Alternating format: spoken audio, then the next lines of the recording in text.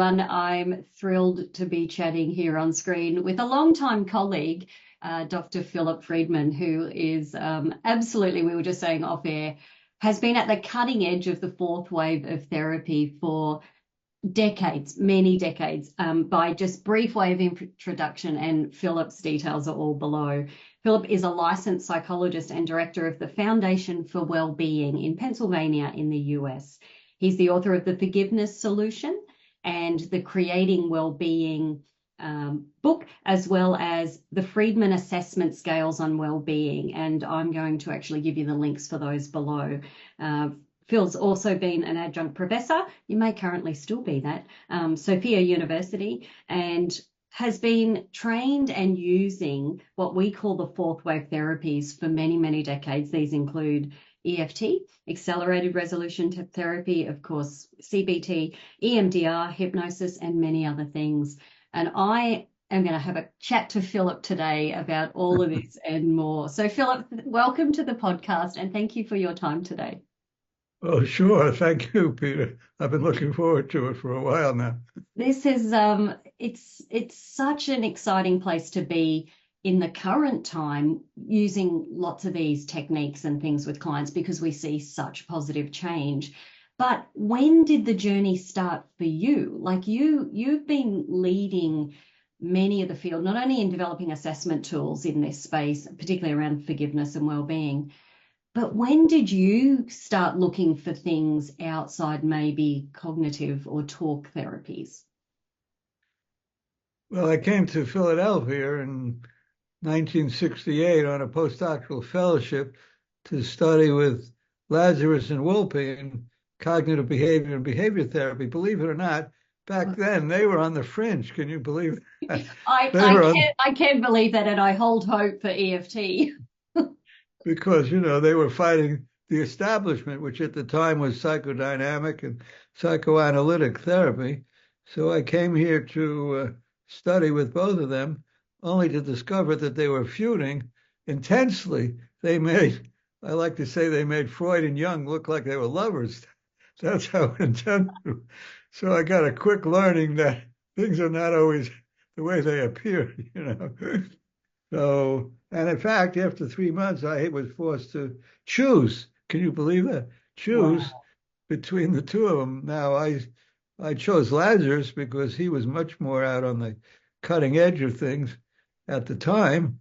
Although eventually he drew the line with energy therapy. He was not a big fan. So there's always someone further out on the curve, as it turns out. So, and he wasn't a big fan of spiritual aspects of therapy, which I eventually became interested in and certainly influenced my work on forgiveness. So it goes back a long, really a long time. And you were obviously, and you rightly say, at the cutting edge, and that was the cognitive therapies back then. I do know David Byrne wrote in a book that CBT was considered a form of quackery, like back in the early 70s. They were like, what's this cognitive behavioral therapy kind of thing, let alone where we're at these days, in 2024.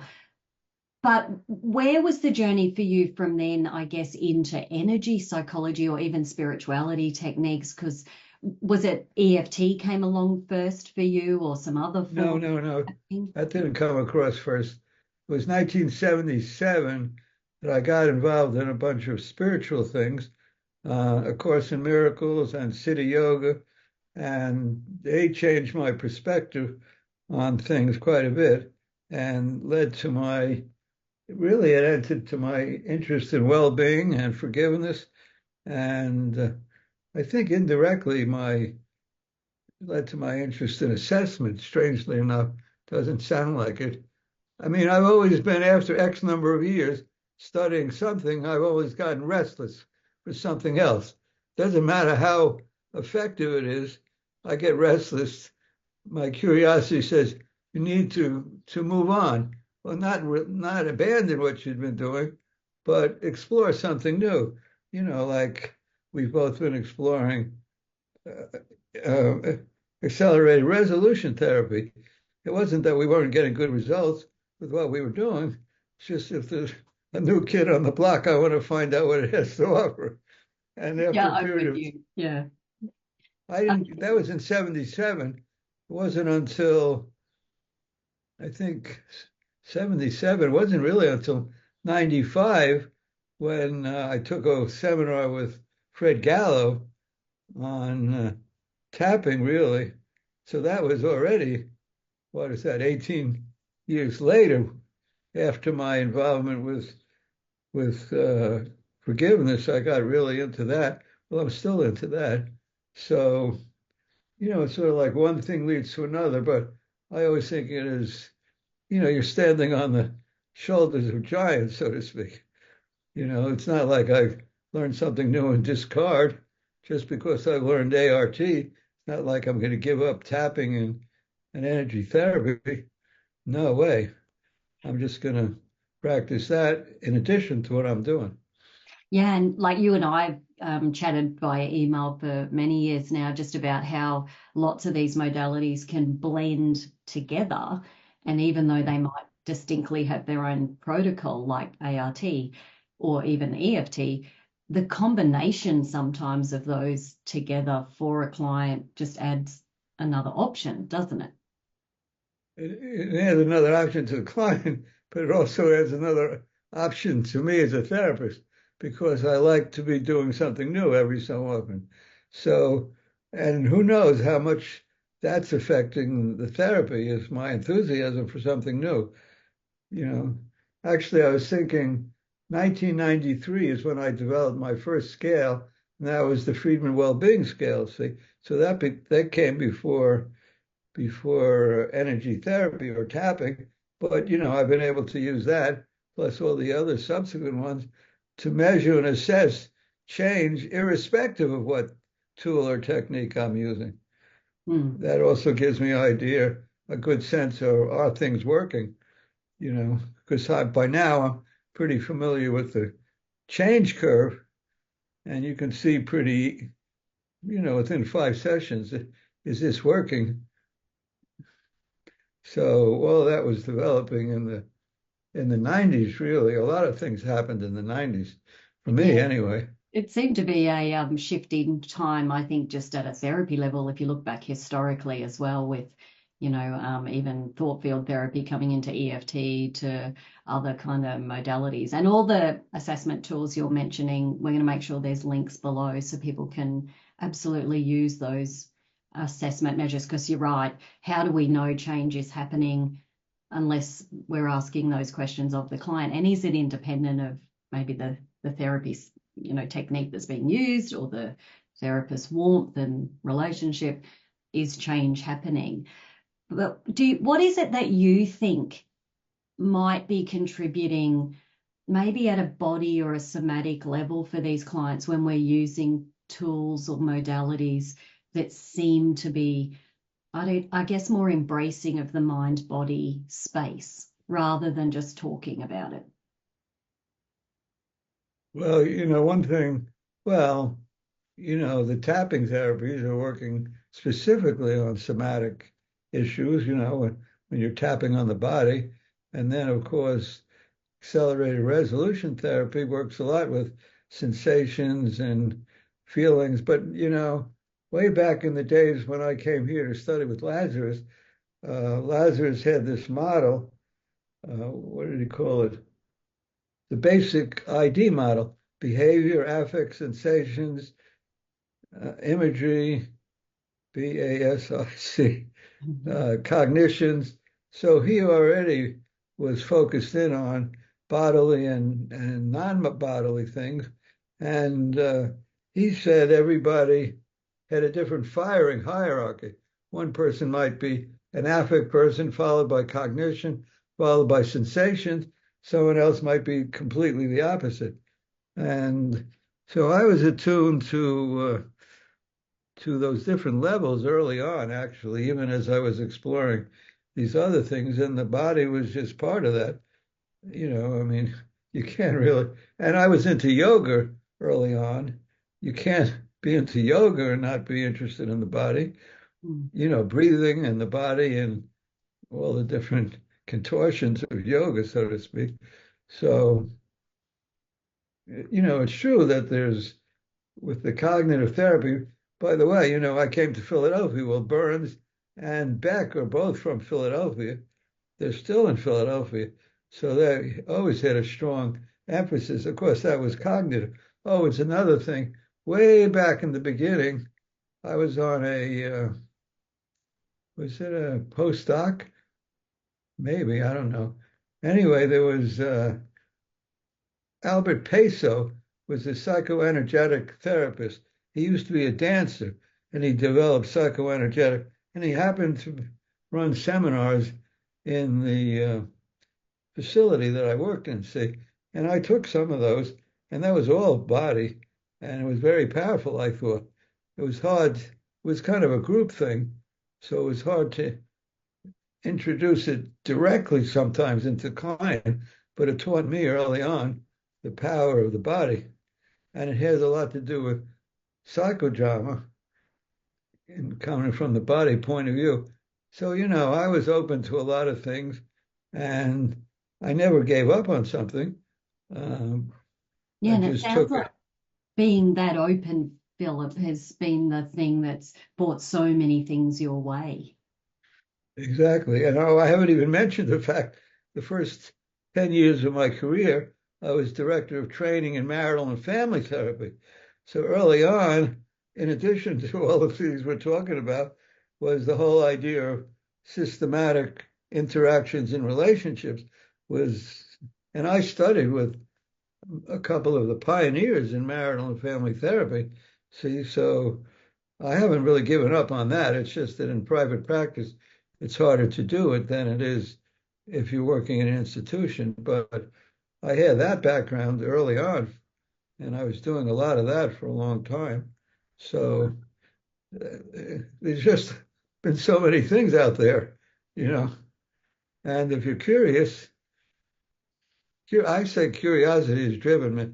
Being on the cutting edge is true, but it's really curiosity that drove that. Yeah, and to see what's possible. And you've got such a bird's eye view of even the cognitive field starting to kind of change the psychodynamic way back when, right through to where we are with perhaps energy psychology, EMDR being accepted, ART now. I mean, how long do you think that change takes? Like you saw that kind of CBT was on the fringe, and how long do you think, these things take before they become a bit more mainstream? Well, I had some exposure to Jay Haley. I'm going to answer your question. Jay Haley in the early days, he was in the marital and family therapy, and he would kind of come around to the places that I worked in. And Jay used to say it takes 20 years for a good idea to get into a university, and probably another 20 years for it to be except you know this better than me because you're in a university environment. So you're talking anywhere between 20 and 40 years to get something. That's a long It's a long time. time, And you, and, you- half and a you, century. yeah, half a century starting with a good idea. And you don't even know where it's going to go. It's like a seed that starts to grow, and not every seed blossoms. So I'd say at least 20 years, maybe 40 years. Yeah, That's a yeah, lot. That's a lot. I mean, you can do a whole career in a way you have on yeah. that, right? Yeah, So 100%. And even like we're seeing trauma-informed yoga being tested as a therapy technique, now in the last couple of years.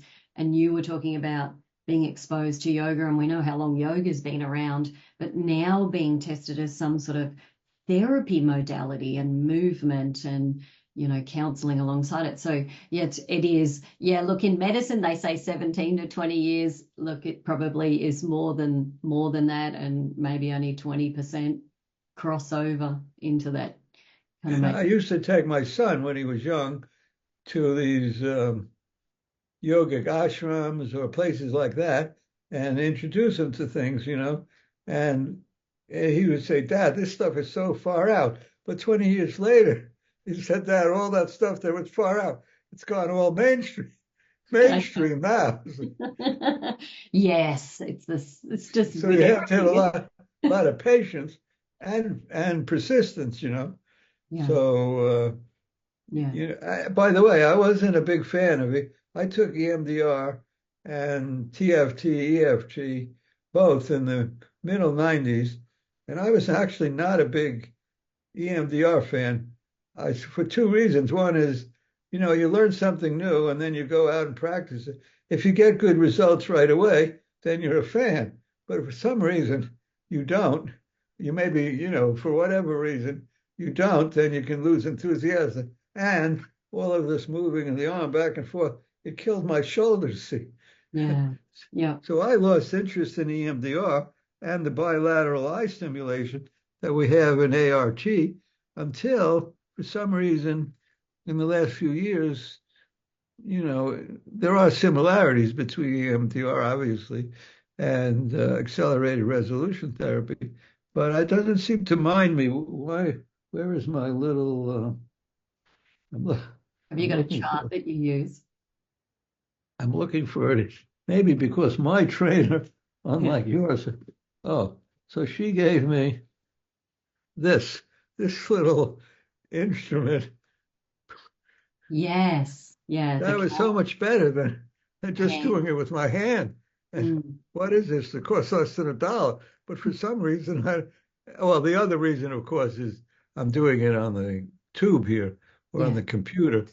Whereas when I first learned EMDR, I was doing it in person and it really hurt my shoulder. And of course, they didn't have light bars and all that stuff back then. Yes. So I didn't mind it when I learned ART, but I did mind it when I was doing EMDR, curiously. And it might be where sometimes it's the same for me if I pick up a book and I read it and I read the first few chapters and I'm like, oh, it's not grabbing me. But then 5 years later, I might pick the same book up and go, why didn't I read this 5 years ago? There's something in it that, and it's where we're at too with our journeys. And I know that's happened to me with books over the decades as well. Philip, can I ask, where does the role of spirituality fit into this? Like that came into your counseling and therapy journey early because you've written books on this and it's been woven in. But where do you think that plays a role for people in their recovery, whether that's from trauma or something else or in the marriage space? Well, some of the key teachings, like in City Yoga, the key teaching is see God in each other, see God in yourself. Two simple statements, but very powerful. Or where there's darkness, see the light. See, so you have to look. It's like a high level reframing. You see, because a lot of I teach my clients where there's anger, there's hurt. Where there's a hurt, there's a call for love. Always look for the love. See, and especially when you do couple therapy. So that's a spiritual idea. Now the forgiveness idea, it happens that I came across A Course in Miracles, which his main teaching is forgiveness is the key to happiness, 1977. But the personal story there was I had had a I had had a boss. I was director of training, marital and family therapy, and I had a boss, a young psychiatrist I really liked. We had met at a previous institution. We got along really well. And then after 6 months, mysteriously, he got ill, and he went on short-term leave, then long-term leave, then permanent leave. And he was replaced, I won't mention her name, by this anthropologist who I hated. So, so here I've got forgiveness on one hand and anger, hate on the other. I had lots of It was an practice opportunities. opportunity. Right, an opportunity every single day. I had the opportunity. I could have left a job, but I like being director of training. So every single day I had someone to practice on. This went on for 7 years until she was fired. Wow, 7 years. That's a lot of practice. That's a lot of practice. So I improved a little bit over those over that 7 years, you see. So the universe kind of provided me with these two opportunities that seemed like they clashed, except I got a Now, in retrospect, with the with the 25, 40 years history, it was probably a great gift. I didn't feel like a gift at the time. I could tell you that, but it did help me strengthen my ability to forgive, Yeah. and to learn the principles that are taught in A Course in Miracles.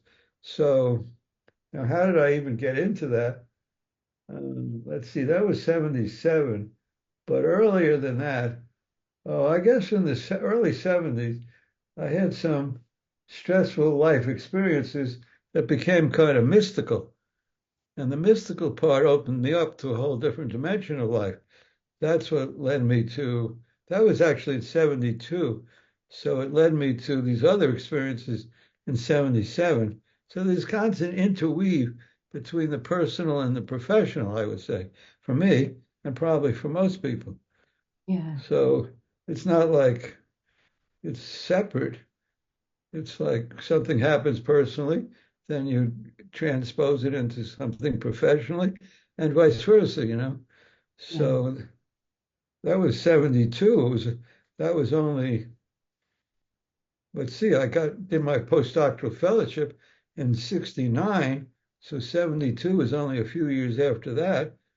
And interestingly, I did my PhD thesis on the effects of modeling and role playing on assertive behavior.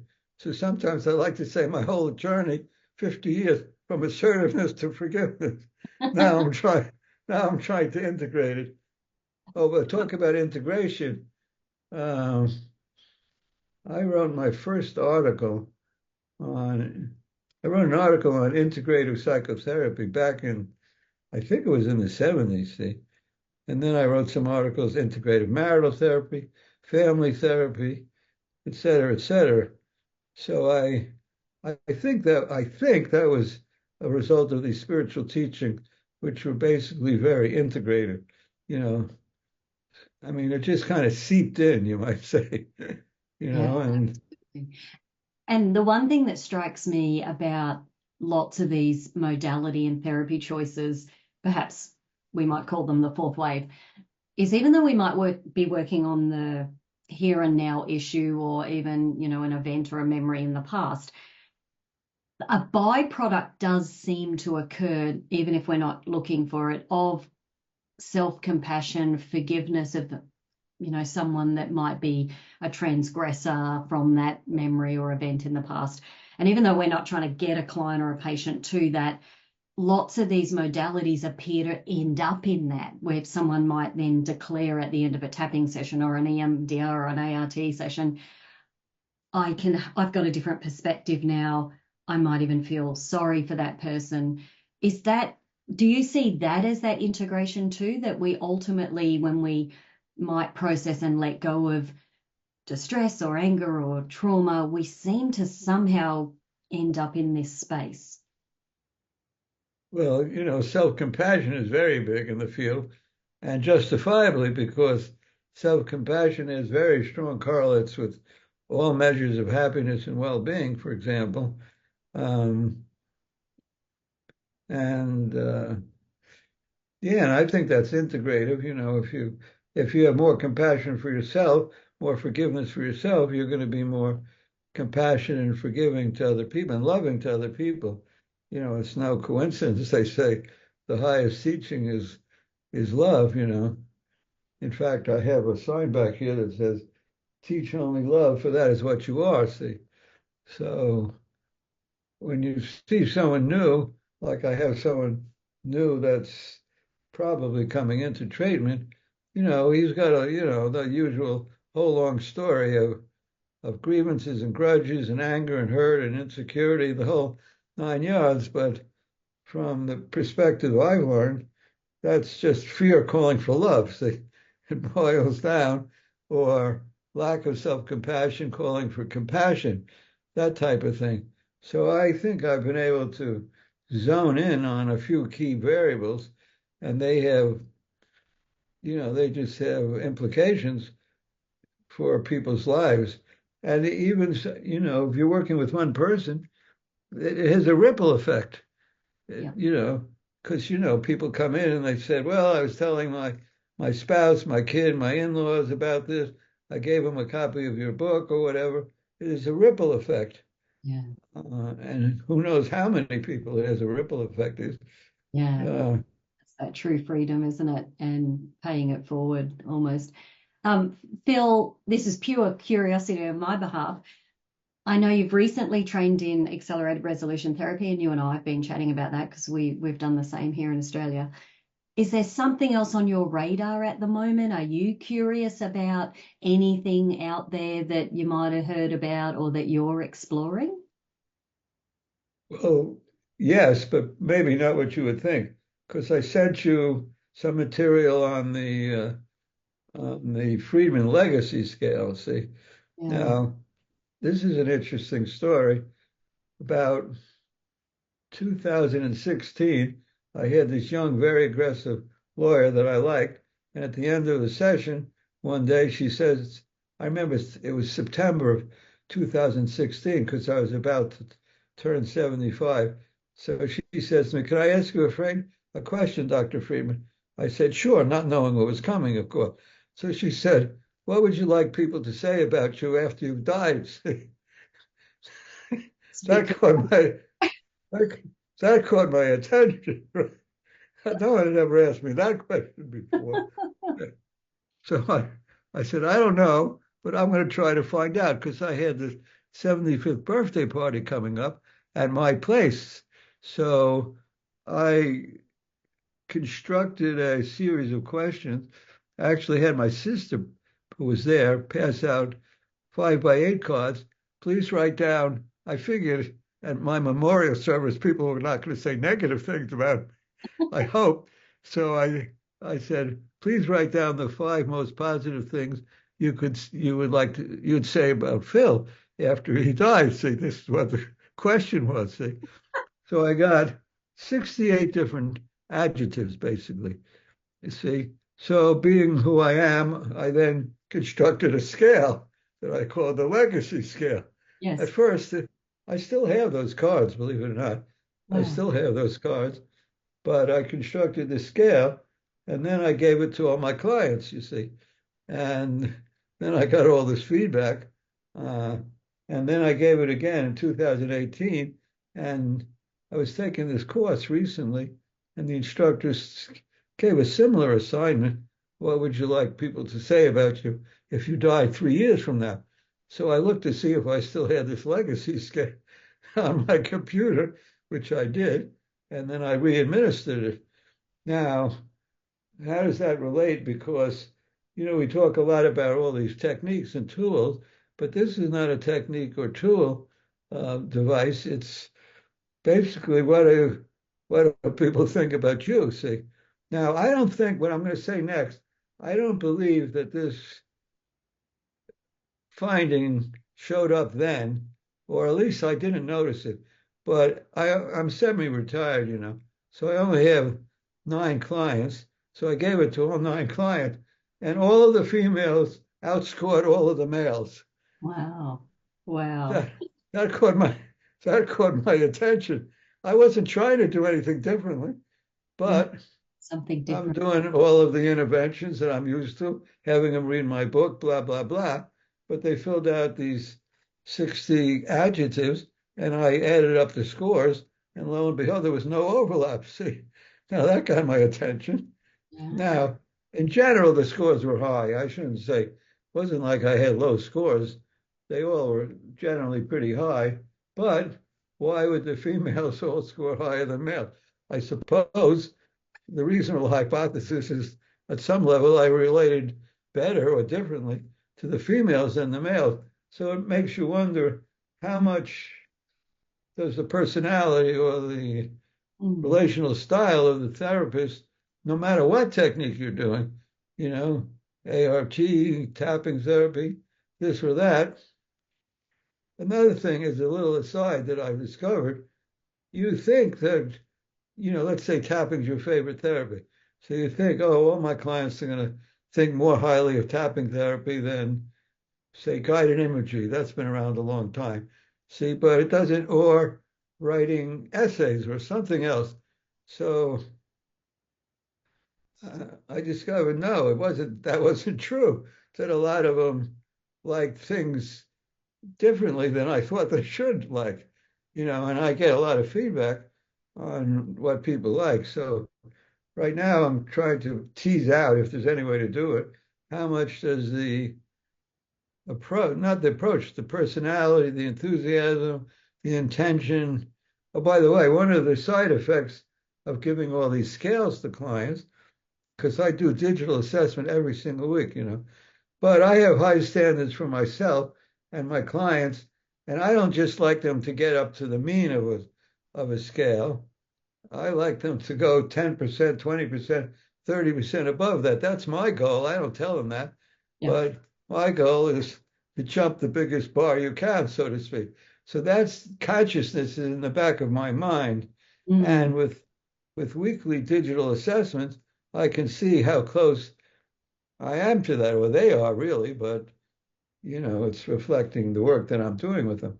If Mm. they're below average, which is rare, although it does happen, you have to ask yourself what's different Yeah, about that. this therapy. Mm. So at the moment, I would say the last few weeks, what I'm excited about is not the therapeutic techniques, it's the effect of the therapist. Now, is that a 5%, 1%, 20% effect? I don't know at this point. I mean, Yeah. I could go back into the literature and see what they say, but Mm. right now, because I've been playing with it, that's where my excitement is at the moment. Now, next week I could hear about a new tool or technique that's hot, and You'll be it'll, on it. I'll be on it. Yeah. Well, like we both did. What was that one? What's that short one that we A- both learned? What? ART. ART. No, not ART. Ah, It's what else did we learn? the flash Oh, technique. yes, in the EMDR, the flash technique. The Yes. flash technique, right? Yeah.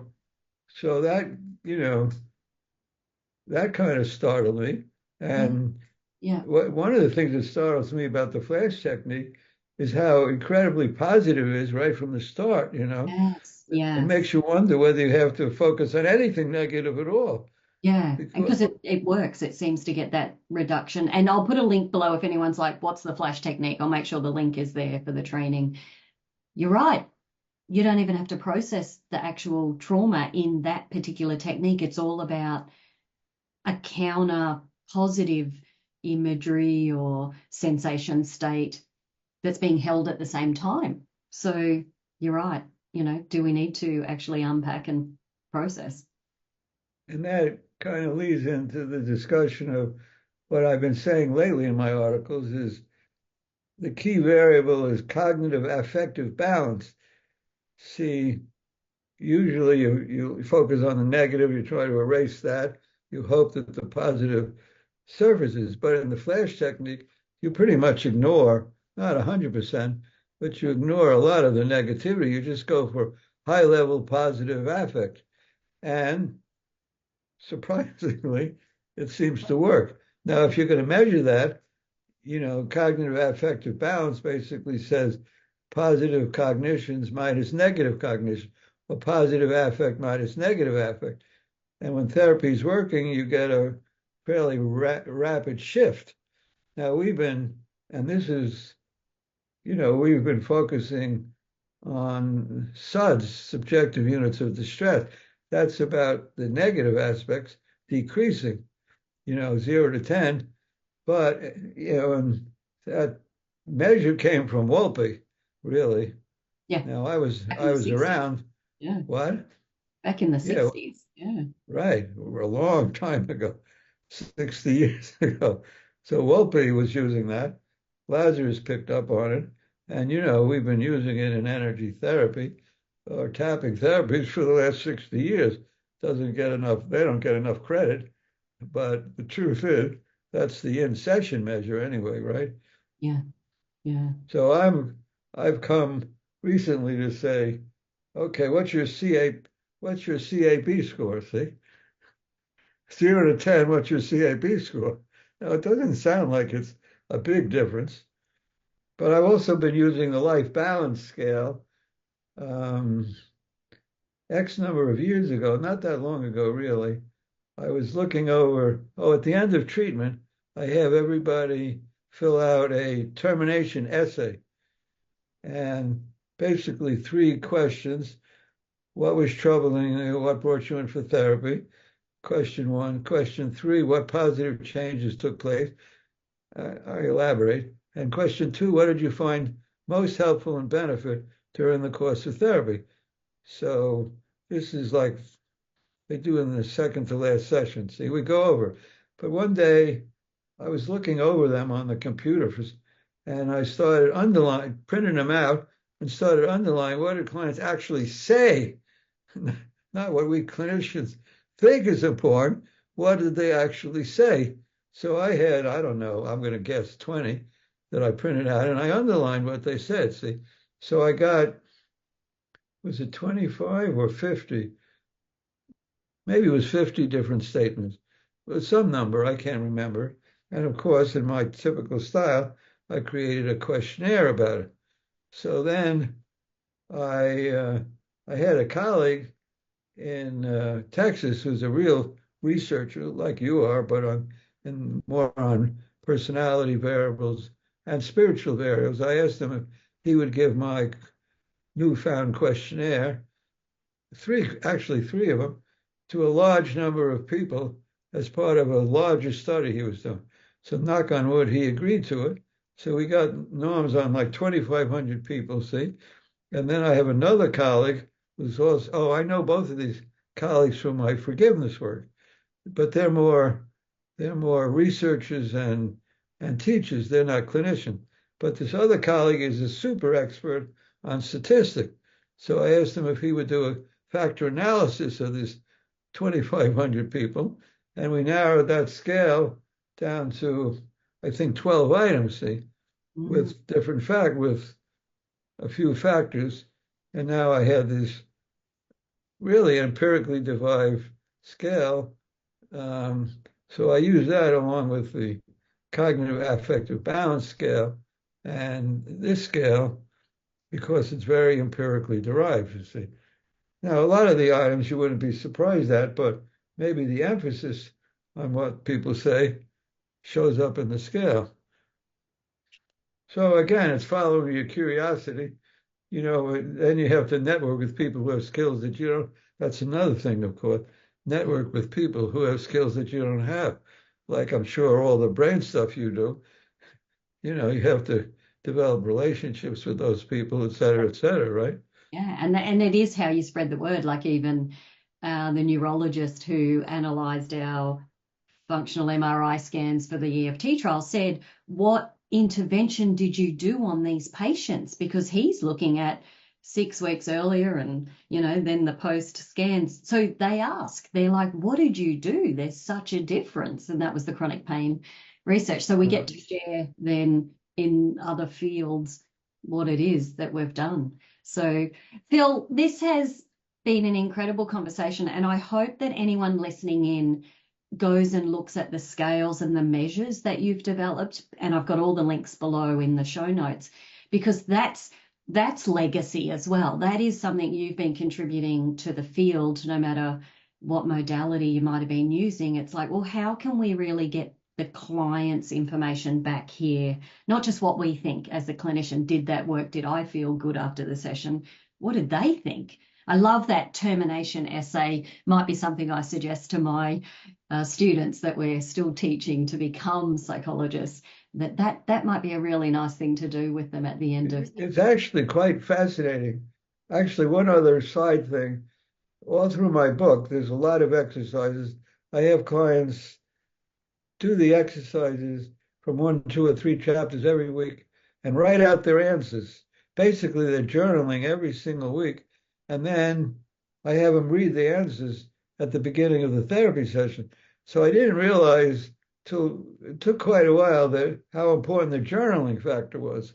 See, you do these techniques, but now inadvertently I have them write out the answers, and lo and behold, and I have them type it out. Can you believe asking everyone to type it out? So, no one escapes homework. Right, exactly. No one escapes homework. And so I have this whole journaling component Mm. that's been built into it, which I think is more important than I thought initially. It was Yeah. just a way to provide feedback, but it makes them very active. And engaged, absolutely. Phil, thank you for your time. This has been a Oh, wonderful conversation. It's we could just talk for another couple of hours about right, I'm sure where do we we go could. next, and what's, and even just to hear that journey of where you started when the cognitive, which now is gold standard, was emerging out of the psychodynamic era and the challenges that it faced as well, let alone where we're at in the energy psychology field. Um, so all of those links are going to be below. Thank you so much for your wisdom and just your curiosity for actually pursuing all of these different things and contributing in such a big way. And I know your legacy is going to be those assessment measures, let alone, who you were as a therapist, but what you're leaving that we're able to use moving forward. And I hope anyone listening in that's seeing clients starts to use all of those measures. Thanks so much for your time. Oh, you're welcome. And it's been very enjoyable and, well, just very enjoyable. Thanks so much, Phil.